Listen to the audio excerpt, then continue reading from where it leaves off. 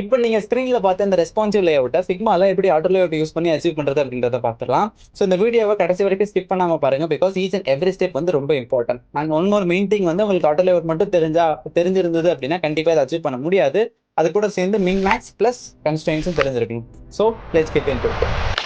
இப்போ நீங்க ஸ்க்ரீன்ல பார்த்தீங்க அப்படின்னா வந்து என்கிட்ட ஒரு லேஅவுட் இருக்கு. இந்த லேஅவுட்டை வந்து நம்ம ரெஸ்பான்சிவா மாத்த போறோம். அதாவது என்னோட டெஸ்க்டாப்க்கும் சரி, என்னோட டேப்லெட்டுக்கும் சரி, என்னோட மொபைலுக்கும் சரி இது ஆட்டோமேட்டிக்கா அடாப்ட் ஆகணும்.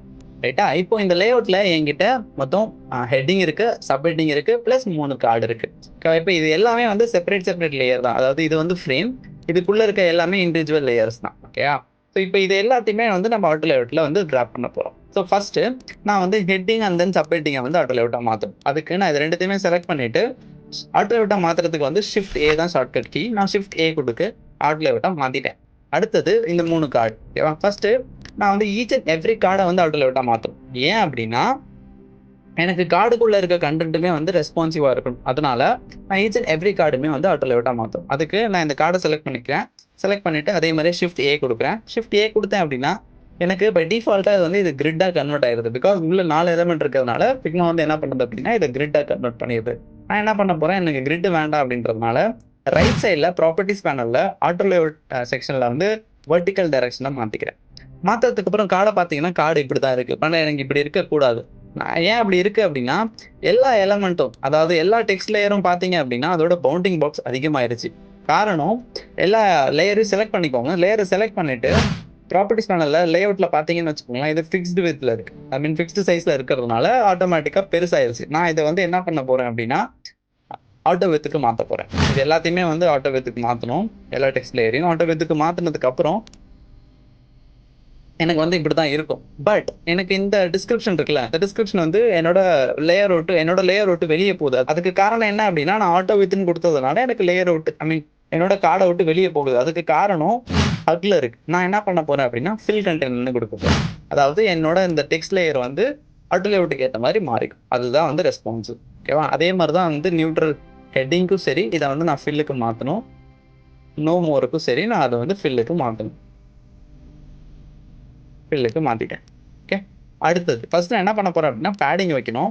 இந்த கார்டை நான் கிளிக் பண்ணிட்டு எனக்கு எல்லா சைடுமே பேடிங் ஈக்குவலாக வேணும் அப்படின்னா ஜஸ்ட் கண்ட்ரோல் கொடுத்து கிளிக் பண்ணி ஒரே டைம் தான் உங்களால் பேடிங்கை ஈக்குவலாக சேஞ்ச் பண்ணிக்க முடியும். இப்போ நான் பேடிங்கையும் சேஞ்ச் பண்ணிட்டேன். அடுத்தது எனக்கு இந்த சர்க்கிள் வந்து ஆட்டோ லேஅவுட் ப்ராப்பர்ட்டிக்கு ரெஸ்பாண்ட் பண்ணக்கூடாது. அப்படின்னா இதை வந்து ஆட்டோ லேஅவுட்குள்ளே இருக்கணும். பட் ஆட்டோ லேஅவுட்டோட ப்ராப்பர்ட்டியை ரெஸ்பாண்ட் பண்ணக்கூடாது. அதுக்கு வந்து ஃபிக்மால வந்து ஒரு ஆப்ஷன் இருக்கு. அதுக்கு தான் வந்து அப்சல்யூட் பொசிஷன் சொல்லுவாங்க. ஓகேவா? நீங்க அந்த லேயர் எந்த லேயர் வந்து உங்களுக்கு வந்து ஆட்டோ லேஅவுட் ப்ராப்பர்ட்டி ரெஸ்பாண்ட் பண்ணக்கூடாதோ அந்த லேயரை கிளிக் பண்ணிக்கோங்க. கிளிக் பண்ணிட்டு ப்ராப்பர்ட்டிஸ் பேனல்ல பொசிஷன்ல லாஸ்ட்ல ஒரு ஐகான் இருக்கும். இதை வந்து ஃபிக்மால இக்னோர் ஆட்டோ லேஅவுட்னு இருக்கும். பட் டெவலப்மெண்ட்ல இது வந்து அப்சல்யூட் பொசிஷன் சொல்லுவாங்க. இப்போ நான் இதை கிளிக் பண்ண உடனே எனக்கு பார்த்தீங்க அப்படின்னா என்னோட லேயர் வந்து அந்த சர்க்கிளை வந்து மதிக்கவே கிடையாது. அதாவது என்னோட ஆட்டோ லேஅவுட் வந்து அந்த சர்க்கிளை மதிக்கவே கிடையாது. பட் என்னோட அந்த லேயர் வந்து ஆட்டோ லேஅவுட்குள்ள தான் இருக்கு. இப்போ எனக்கு வந்து ஷேப் டிசார்ட் ஆயிருச்சு. நான் அதனால என்ன பண்ண போறேன் அப்படின்னா ஜஸ்ட் நான் ஷேப் வந்து மேனுவலாக ரீசைஸ் பண்ணிக்கிறேன். ரீசைஸ் பண்ணிவிட்டு ஜஸ்ட் நான் வந்து எனக்கு இந்த கார்னரில் வேணும், நான் அந்த கார்னரில் வச்சுக்கிறேன். ஓகே, இப்போது எனக்கு ஆட்டோ லேஅவுட் ரெடி ஆயிடுச்சு. இப்போது ஹெட்டிங்கும் சப் ஹெட்டிங்கும் க்ளோஸாக இருக்கணும், நோ மோர் வந்து கொஞ்சம் டிஸ்டன்ஸாக இருக்கணும். அதனால் அதை ரெண்டுத்தையுமே செலக்ட் பண்ணிவிட்டு ஷிஃப்ட் ஏ கொடுத்துட்டேன். அடுத்தது இதோட ஸ்பேஸிங்கையும் இன்க்ரீஸ் பண்ணிக்கிறேன். ரைட்டா? இன்க்ரீஸ் பண்ணதுக்கப்புறம் என்னோட கார்டு இப்படி தான் இருக்குது. இதே மாதிரி தான் எனக்கு மீதி இருக்க 3 கார்டும் இருக்கும்.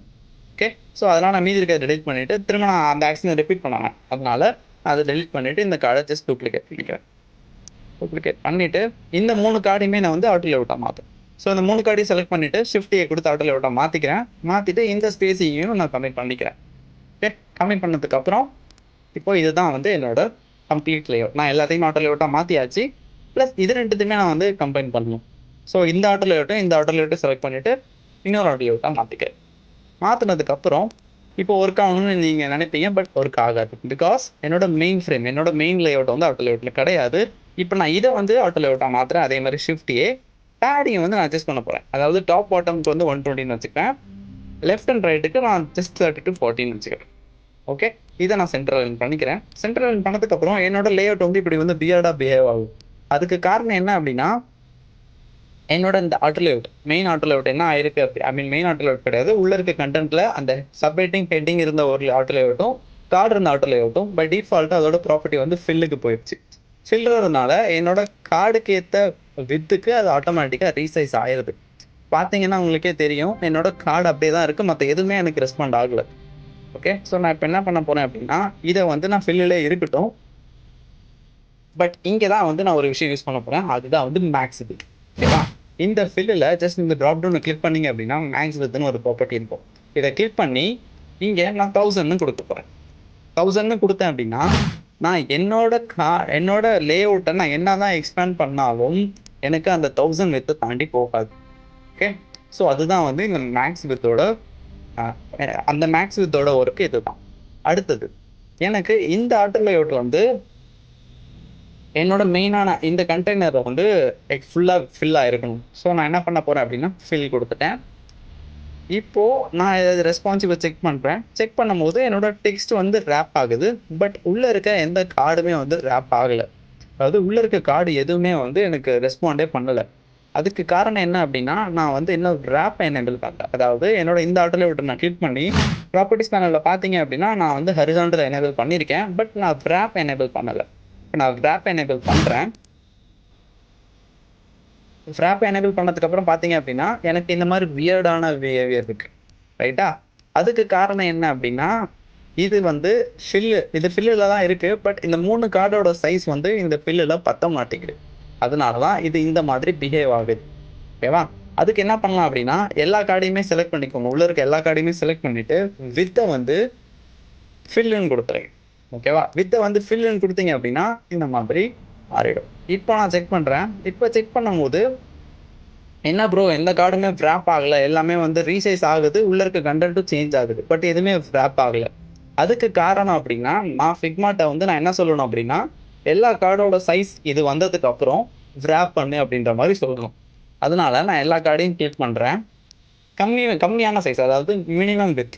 ஓகேவா, இப்போ நான் என்ன பண்ண போகிறேன்னா இந்த வித்தோட ட்ராப் டவுனை கிளிக் பண்ணிட்டு ப்ராப்பர்ட்டிஸ் பண்ணப்ப மினிமம் வித் ஆட் பண்ண போகிறேன். இப்போ மினிமம் வித் வந்து இங்கே 316 இருக்குது, நான் வந்து 215 வச்சுக்கிறேன். ஓகே, இந்த 250க்கு வந்ததுக்கப்புறம் எனக்கு ஃப்ராப் பண்ணு அப்படின்றத நான் ஃபிக்மாக்கு சொல்கிறேன். இப்போ மினிமம் வித் எல்லா கார்ட்லேயுமே நான் வந்து 250 ஆட் பண்ணிக்கிறேன்.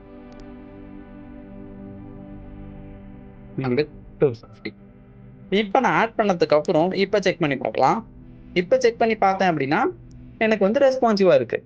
ஓகே, பட் இங்கே இன்னொரு பிரச்சனை கவனிச்சிங்க அப்படின்னா, என்னோட இந்த சர்க்கிள் வந்து நான் ஆட்டோ லேஅவுட் ப்ராப்பர்ட்டிக்கு ரெஸ்பாண்ட் பண்ணாத அப்படின்னு சொல்லியிருந்தேன். அதனால இது வந்து அதுக்கு ஏற்ற மாதிரி ரெஸ்பாண்ட் பண்ண கிடையாது. ஸோ அது வந்து ரொம்ப வியர்டாக பிஹேவ் ஆகுது. அது ப்ராப்பராக அந்த பிளேஸில் கிடையாது. அந்த இடத்துல இப்போ வந்து நீங்கள் ஆட்டோ லேஅவுட் யூஸ் பண்ணல அப்படின்னா அந்த இடத்துல நீங்கள் வந்து கன்ஸ்ட்ரெயின்ஸ் யூஸ் பண்ணலாம். கன்ஸ்ட்ரெயின்ஸ் எப்படி ஒர்க் ஆகும் அப்படின்னா, ஃபார் எக்ஸாம்பிள் இந்த சர்க்கிளை கிளிக் பண்ணிக்கிறேன். அந்த லேயரை கிளிக் பண்ணிவிட்டு ப்ராப்பர்ட்டிஸ் பேனலில் இந்த பொசிஷனில் பார்த்தீங்கன்னு வச்சுக்கோங்களேன், இந்த ப்ளஸ் மாதிரி ஒரு சிம்பிள் இருக்குல்ல, இதுதான் வந்து கன்ஸ்ட்ரெயின்ட்னு சொல்லுவாங்க. பை டிஃபால்ட்டாக வந்து இது லெஃப்ட் அண்ட் தென் டாப்பில் இருக்கும். நான் என்ன பண்ண போகிறேன்னா, டாப் அப்படியே இருக்கட்டும், லெஃப்ட்டுக்கு பதிலாக நான் ரைட் வச்சுக்கிறேன். இதே மாதிரி தான் நான் எல்லா லேயருக்கும் செலக்ட் பண்ண போகிறேன். Top and then right, top and then right.